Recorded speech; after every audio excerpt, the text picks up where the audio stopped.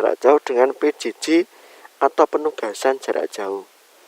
Karena berbeda. Pembelajaran jarak jauh dengan penugasan jarak jauh itu berbeda. Ya. Lalu pembelajaran jarak jauh itu apa? Yang pertama kita mau lihat. Nah, ini dia. Pembelajaran jarak jauh atau daring. Pakai ngisor. Ben ketok. Pembelajaran jarak jauh atau daring itu adalah pembelajaran, tolong yang lain di-mute dulu, adalah pembelajaran yang dilakukan menggunakan model interaktif. Pembelajaran yang digunakan menggunakan model interaktif. Oke, yang langsung di-mute iki.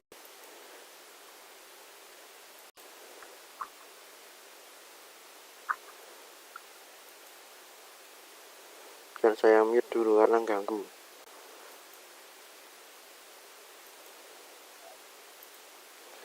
Adalah metode pembelajaran interaktif berbasis internet yang menggunakan aplikasi pembelajaran maupun jejaring sosial. Harus ada kata interaktif. Kenapa ada interaktif ini saya bedakan warnanya?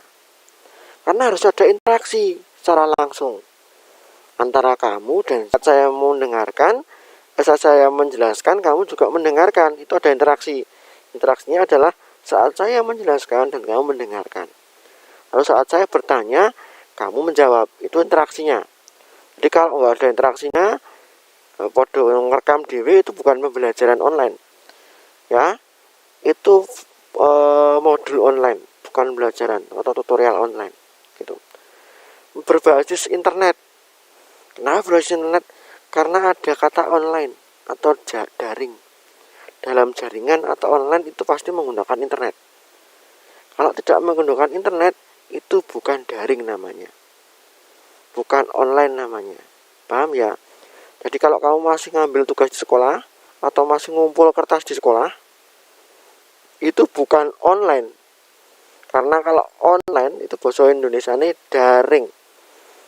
Nek diterjemah ke dalam jaringan. Nah, jaringan ini apa? Jaringan adalah komputer yang saling terhubung. Paham ya? Komputer atau perangkat bergerak yang saling terhubung. Paham ya? Nah, kalau tidak ada yang saling terhubung, kamu datang ke sekolah, menyerahkan kertas, itu bukan online namanya. Itu masih konvensional biasa. Paham ya sampai sini ya? Oke, lanjut. Menggunakan aplikasi pembelajaran maupun jejaring sosial. Nah, kita banyak punya aplikasi pembelajaran. Nanti akan saya perlihatkan satu persatu. Ya, ada yang namanya website sekolah. Kita punya website sekolah. Kita punya sistem absensi. Kita punya sistem CBT atau computer based test atau ujian menggunakan komputer. Kita punya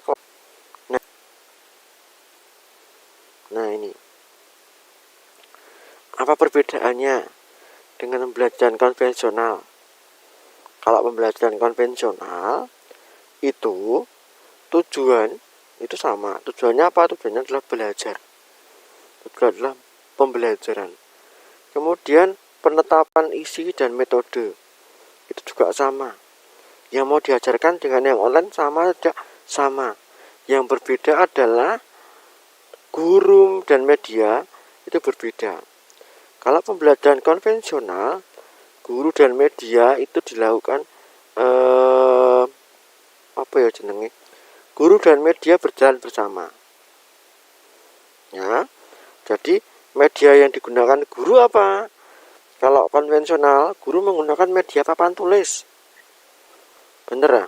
Menggunakan media kapur, menggunakan media spidol. Tapi kalau online, media yang digunakan guru apa? Ada internet, ada laptop, ada HP, ada headset dan segala macam. Maka kenapa kok dipisah? Karena kalian tanpa guru secara online pun bisa belajar dengan media itu, dengan internet, dengan segala macam. Tetapi kalau tanpa guru, maka ilmu yang kalian dapatkan itu berbahaya. Kenapa saya bilang berbahaya? Karena kalian tidak ada yang mengarahkan mana berita yang benar, mana berita yang patut dipelajari, mana berita yang sifatnya itu rawan dan tidak. Kalau kalian belajar tanpa guru, itu sama aja kalian mendapatkan informasi yang tidak tahu asal muasalnya. Maka informasi yang dinamakan informasi hoax atau hoax itu sering terjadi. Itu karena apa? Karena orang tidak bisa menyaring dan tidak ada guna email. Nah, itu harus jangan disyukuri. SMPN itu mungkin salah satunya adalah menggunakannya. Tapi di SMPN sini semua bapak ibu guru bisa menggunakan Zoom, bisa menggunakan Classroom. Kita sudah belajar, Pak Ibu Guru sudah belajar. Dan macam ini kita dimanapun. Kemarin kalau kalian lihat saya di rumah, hari ini saya di sekolah. Besok misalnya saya mau ngajar lagi, internetnya udah lelek, saya pindah nang ruang lab sana. Saya pindah lagi di gereja misalnya. Bisa. Selama saya bisa mengerjakan, maka belajar jarak jauh itu salah satu keuntungannya adalah bisa dilakukan dimanapun. Itu ya. Saya share screen lagi.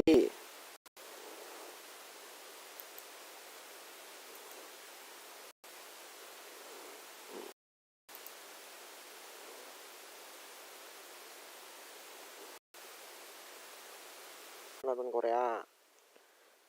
Kuota entek jebul gue nonton Korea, orang gue sekolah. Jebul tinggu YouTubean, jebul tinggu ngegame. Nah, setelah saya perlihatkan ke orang tuamu, ternyata benar. Anak-anaknya itu sering menghabiskan kuota bukan untuk belajar. Sebagian besar untuk media sosial, sebagian besar untuk ngegame dan YouTube dan lain-lain. Jadi sangat kecil sekali untuk apa ya jenenge, pembelajaran. Katakanlah sehari itu 300 atau 500 mega lah, tak oke kisan. Maka sebulan kamu menghabiskan sekitar 15 giga untuk pembelajaran. Nek luwih saka kuwi, kurang lah sebulan itu kalian masuk sekolah sebanyak 26 kali. Sekitar 26 kali per bulan. Nek sangumu ki 10.000.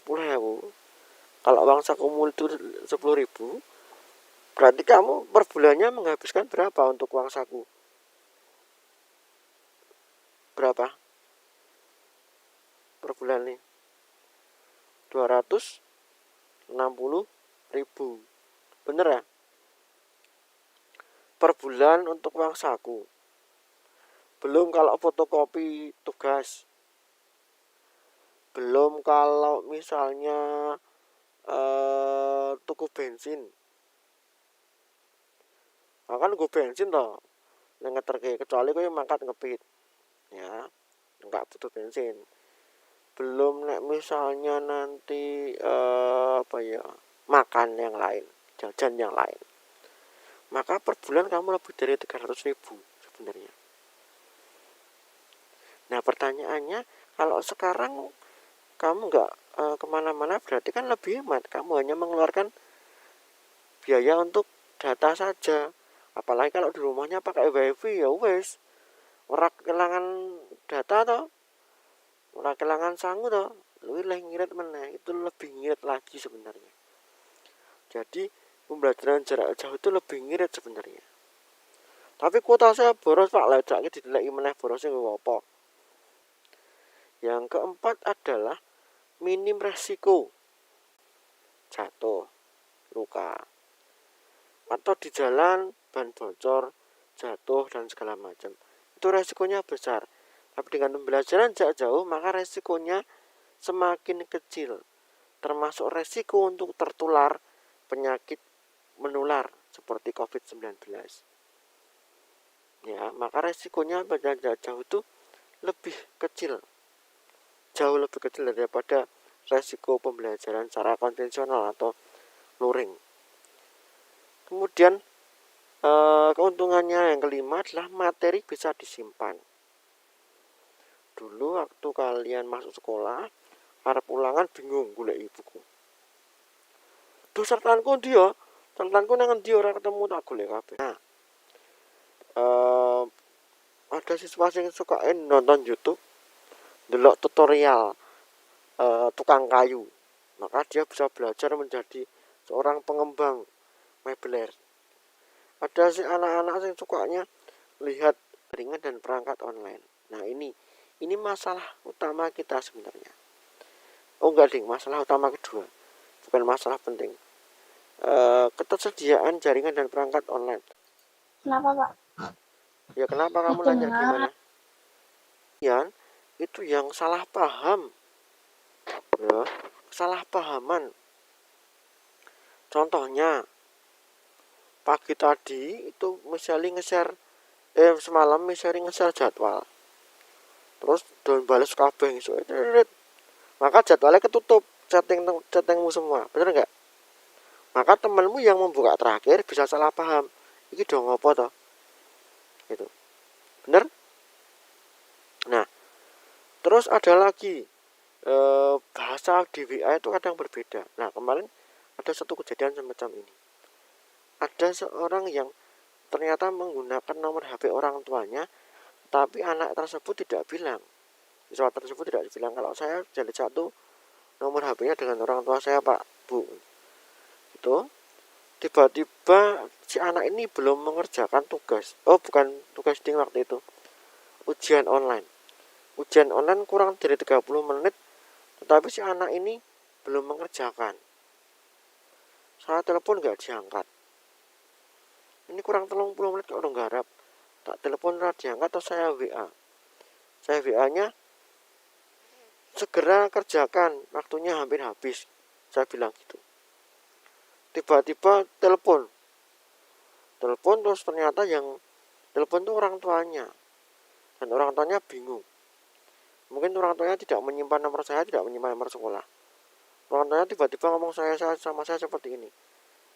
Yang dikerjakan apa? Ini kerjaan saya masih banyak. Nanti kalau kerjaan saya sudah selesai, saya kerjakan. Jadi ngerti nih gue, sing WA ki aku, yang ngerti tahunnya itu yang WA itu bukan gurunya untuk anaknya, tapi yang WA orang lain untuk dirinya sendiri. Jadi salah paham itu sering terjadi. Maka dalam pembelajaran jarak jauh, pemahaman suatu berita, suatu informasi itu sangat penting. Kalau kalian tidak paham, lebih baik bertanya. Gitu ya kira-kira ya. Oke, yang kelima, ini tak tebalkan, tak iringke ben ketok cetha. Karena ini sangat penting. Kunci dari semuanya tadi, ada kelebihan dan ada kekurangan. Semua kunci dari pembelajaran jarak jauh adalah satu sebenarnya. Hanya sangat tergantung dengan kedisiplinan siswa. Bapak Ibu sudah menguasai teknologi. Bapak Ibu sudah menyiapkan materi. Bapak Ibu guru sudah mendukung jarak jauh. Ya, kenapa ini tak garis, tak ngerengke, tak kandelke, karena ini yang paling penting. Tanpa kedisiplinan, maka pembelajaran jarak jauh tidak akan bisa tercapai. Sebagai gambaran, tahun kemarin ada satu siswa yang terpaksa tidak naik kelas. Karena apa? Karena Zoom tidak pernah ikut. Tugas jarang mengumpulkan.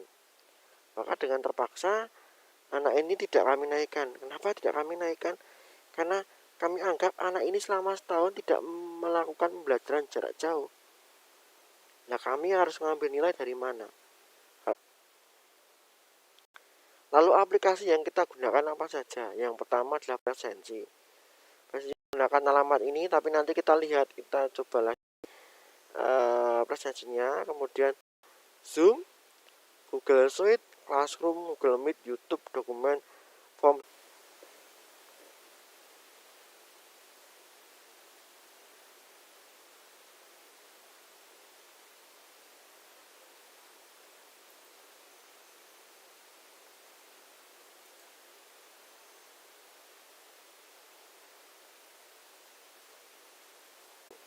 Absen masuk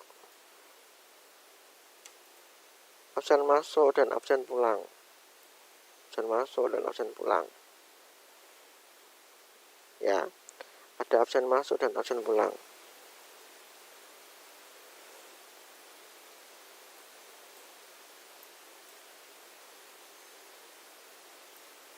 Besok absensinya semacam ini.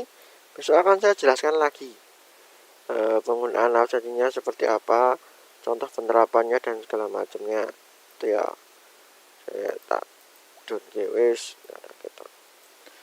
Contoh penerapannya seperti apa nanti akan saya jabarkan lain waktu. Tapi paling tidak besok kalian sudah punya gambaran sistem absensinya semacam ini. Saya mau tanya kalian, dulu siapa yang waktu SD sudah menggunakan absensi online? Ada? Siapa yang sudah menggunakan absensi online? Saya, Pak. Nah, menggunakan apa? Kalau kamu tahu, Google Classroom atau Google Form? Bukan, Pak. Pakai apa Google Form, Pak. aplikasi? Pakai Google Form. e-learning, Pak. E-learning. E-learning berarti pakai Moodle. E-learning ya. Tahun kemarin kita pakai e-learning juga. Tahun kemarin kita pakai e-learning juga. Tahun ini saya pakai namanya Absit yang kalian gunakan untuk absen itu absen sama suhu dan Absit. Tahun ini kita menggunakan pembelajaran berbasis online itu menggunakan absensi berbasis web. Nanti sistem absensinya semacam ini. Oke. Kemudian yang selanjutnya adalah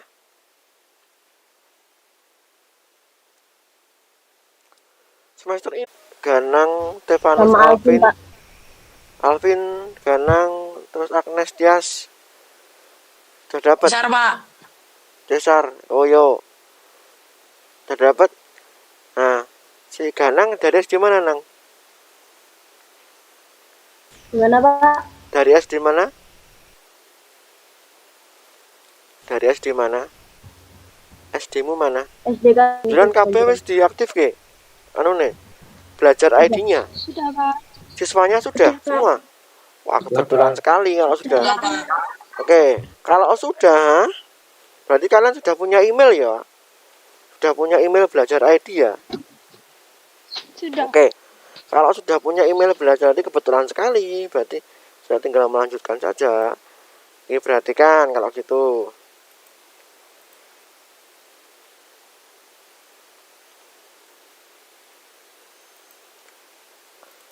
Nanti saya akan apa ya? Saya akan membuat form baru, form pendataan. Kalian nanti mengisi form tersebut dengan namamu, kemudian tanggal lahirmu dan emailmu. Email belajar ID ya. Kalau nggak punya email belajar ID, boleh menggunakan email sendiri. Saya tanya di sini apakah ada yang belum punya email? Siapa yang belum punya email? Saya, Pak. Siapa namanya?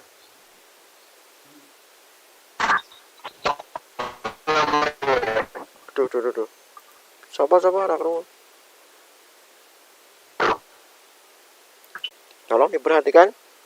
Nanti kamu mau membuat email menggunakan HP atau menggunakan laptop?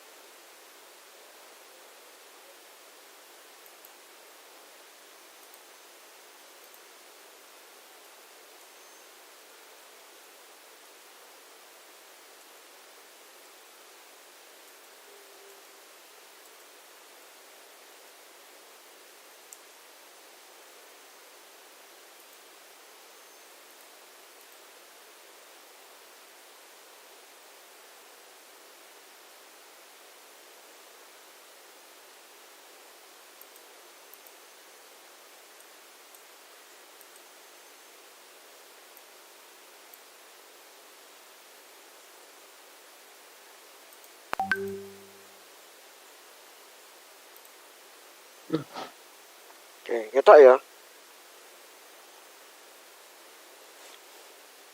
Iya, Pak. HP ku ketok ya. Oke, Kelihatan. ya. Ini tampilan HP saya. Saya akan mempraktekannya membuat email melalui HP. Membuat email melalui HP. Ya, aplikasi ukah banget. Entek digeser.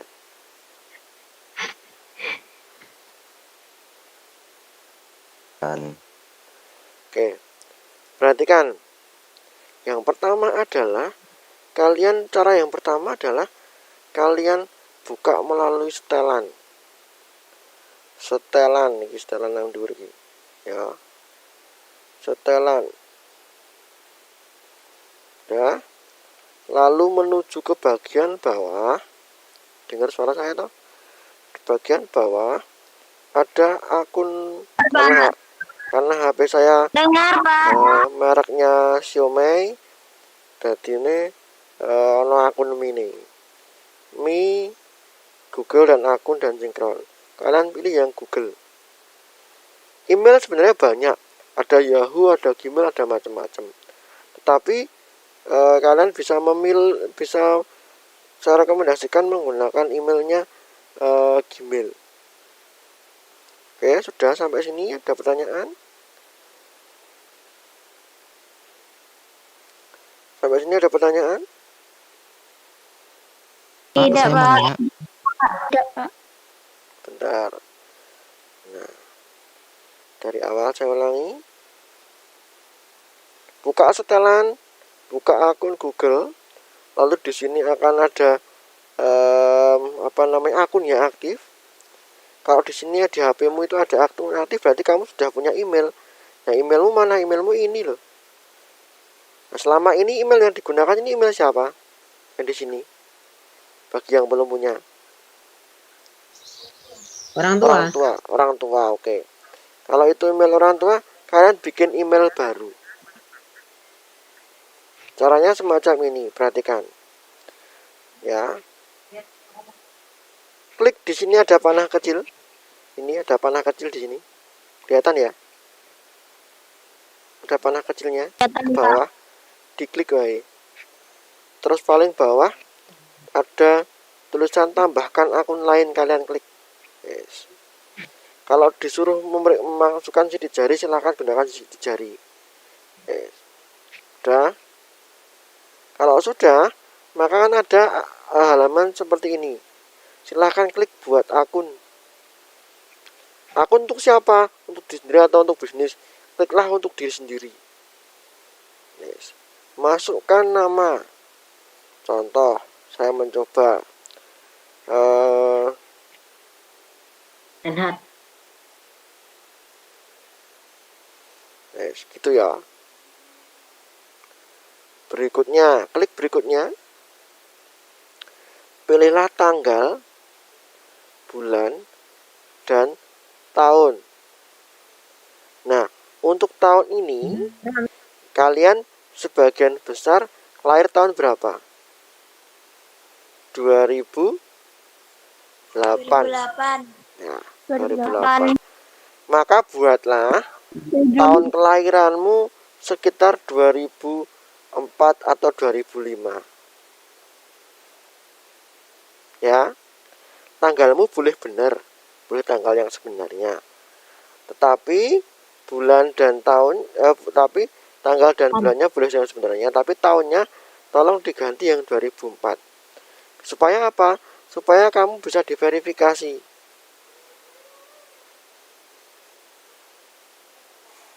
Lalu pilihlah jenis kelamin. Jenis kelamin custom, jangan jenis kelaminnya yang jelas. Kalau jenis kelamin custom, jenis kelaminnya pria, wanita atau wanita misalnya. Sudah?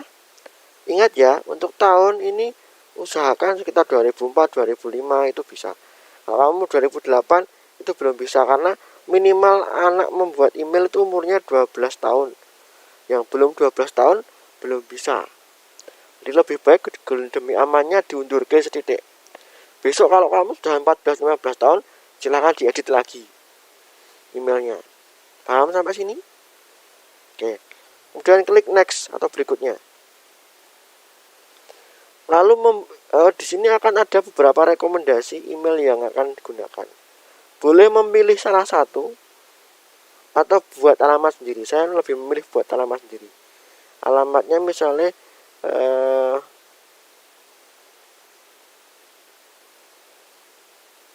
ini misalnya. Terus ya. Lalu klik berikutnya. Nah, silahkan bikinlah email, password email dengan kombinasi huruf dan angka. Supaya apa? Supaya aman. Biar emailmu tidak dapat dibobol orang, gak gampang dibobol orang. Contohnya adalah ganjuran 1 tanda seru misalnya. Ada angka 1 dan ada simbol tanda seru. Atau boleh bintang pagar boleh. Tapi saya lebih suka tanda seru. Ya. Supaya apa? Kalau misalnya ganjuran tok, bisa nggak Pak? Bisa. Tapi kalau cuma ganjuran tok, nanti gampang dibobol orang. Maka saya kasih angka 1 dan tanda seru. Gitu. Oke. Lalu saya klik berikutnya. Nah, sampai sini scroll ke bawah. Ini adalah tambahkan nomor telepon. Saya sarankan dilewati saja. Klik lewati. Yes. Anda dapat menggunakan alamat Gmail ini untuk login. Sekarang klik ini, klik berikutnya. Udah, scroll ke bawah lagi. Saya setuju. Selesai. Kalian sudah memiliki email baru. Oke, ini sudah dapat email baru. Ya. Sampai sini ada pertanyaan? Tidak, Pak. Tidak. Ya, Pak. Cukup Ya, jelas Pak. ya. Oke, kalau cukup jelas. Kalau cukup jelas, ini email sudah selesai. Nah, nanti cara bergabung melalui ke Classroom-nya gimana, Pak? Ini caranya. Perhatikan. Kamu di rumah, kamu di HP, pastikan kamu sudah menginstal 2 aplikasi ini ada.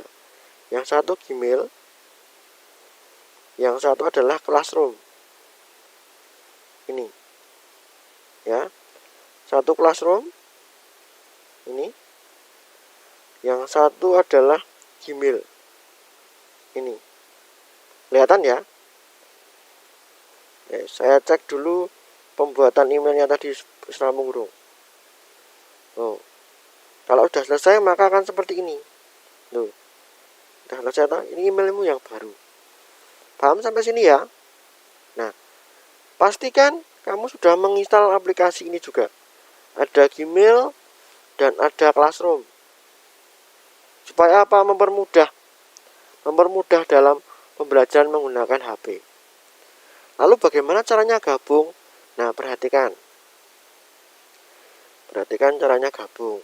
Saya akan share screen-nya di sini. Oke.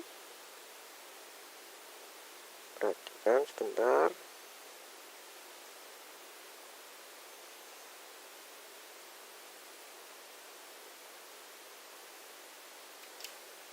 Oke.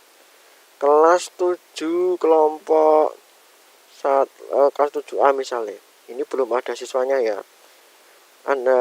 Saya akan memasukkan, nanti yang memasukkan saya. Jadi kamu tinggal mengirimkan email saja ke saya. Nanti saya yang akan memasukkan kamu di grup. Caranya semacam ini. Saya akan undang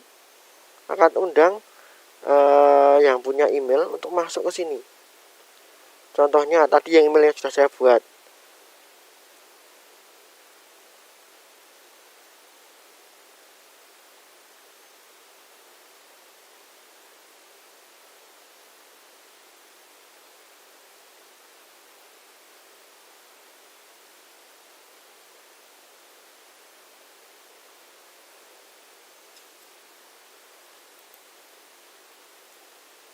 Nah, ini email yang saya buat tadi. Saya klik, saya undang. Nah, lalu ini yang undang saya ya, kamu nggak perlu melakukan ini, nggak perlu melakukan ini. Yang kamu lakukan adalah yang ini. Sebentar. Nah, yang kamu lakukan ini. Karena tadi saya sudah mengundang. Yang kamu lakukan pertama adalah kamu buka email yang sudah kamu buat tadi. Nah, email. Di sini pastikan yang aktif di bagian atas ini, yang aktif adalah emailmu yang kamu buat tadi. Cara gantinya gimana, Pak? Diklik bagian ini. Nah, terus pilih mau yang ngendi. Saya klik sini. Tadi yang paling bawah ini toh. Nah, ini toh. Nah, pilih ini. Dah. Kalau belum ada datanya, kok kosong, Pak? Di scroll coba, di refresh. Nah, digerak medun ini loh. Ano emailnya di sini. Kita buka, klik, ya, lalu klik join. Lalu ada pilihan menggunakan Mi Browser dan menggunakan Classroom. Pilih Classroom. Jadi pastikan sudah menginstal Classroom-nya dulu. Lalu pilih email yang aktif yang digunakan. Kalau belajar ID menggunakan belajar ID, kalau menggunakan email yang baru juga menggunakan email yang baru, boleh. Terserah. Klik aja di sini. Oke.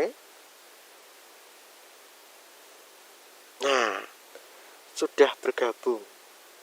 Kamu sudah menjadi anggota kelas 7A. Jadi kalau kamu membuka Classroom-nya di sini, nanti sudah ada kelas 7A loh. Ya toh? Paham ya? Kalau saya sebagai guru melihatnya di sini, gitu loh. Saya sebagai guru melihatnya di sini, ini juga akan nambah. Loh, muridku nambah siji. Iki lho, sorry loh. Oh, muridku nambah siji. Ya.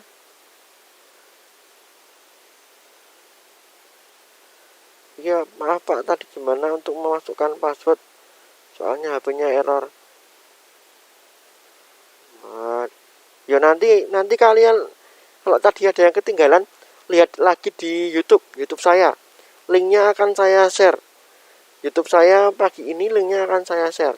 Semua terekam di YouTube. Itu ya. Oke. Karena nanti nak mengulangi kabeh ndak kesuwen. Begitu? Sampai sini ada pertanyaan? Jadi cara masuknya gitu caranya. Cara masuknya seperti itu. Tinggal nanti kalian kirim email ke saya. Nanti saya akan membuat Google Form. Lalu saya akan menginvite atau mengundang kamu melalui email. Setelah undangannya saya kirim, nanti cek email kamu. Ya. Sudah undangan saya kirim, cek email kamu. Email kamu di Gmail ini. Pastikan di sini aktif adalah email yang kamu kirim ke saya. Pilih email mana yang kamu gunakan. Misalnya di sini, kemudian kalau belum muncul ditarik ke bawah, di refresh namanya. Udah, lalu silahkan klik undangannya, lalu pilih join, lalu masuk ke Classroom, dan sudah bergabung. Sudah menjadi anggota Classroom. Nanti di tempat saya akan muncul tambah anggotanya semacam ini. Begitu ya. Ada pertanyaan sampai sini untuk Classroom, untuk absensi dan segala macam. Tidak, Pak. Besok kita bahas lagi. Ada pertanyaan? Boleh? Tolong disampaikan langsung, tadi saya baru ngajar. Pak, kalau emailnya yang sudah apa yang enggak jadi ding, Pak. Loh, Pita. Tantenilah kundelok nganti ngene iki.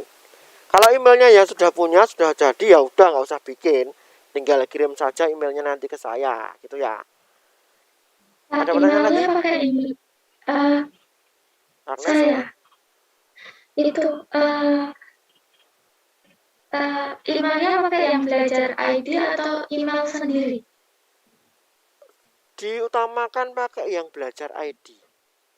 Ya, tapi kalau kamu belajar ID passwordnya lupa, tidak takon atau apa, kalau bisa tanya silahkan tanya passwordnya. Tapi kalau nggak bisa ya sudah pakai email pribadi sendiri aja. Gitu. Tapi diutamakan pakai email yang belajar ID. Kenapa belajar ID digunakan? Karena fiturnya email belajar ID itu lebih banyak daripada Gmail biasa. Gitu ya kira-kira ya. Yang lain boleh? Terima kasih, Pak. Oke, sama-sama. Yang lain boleh? Oke, kalau tidak boleh dicoba setelah ini.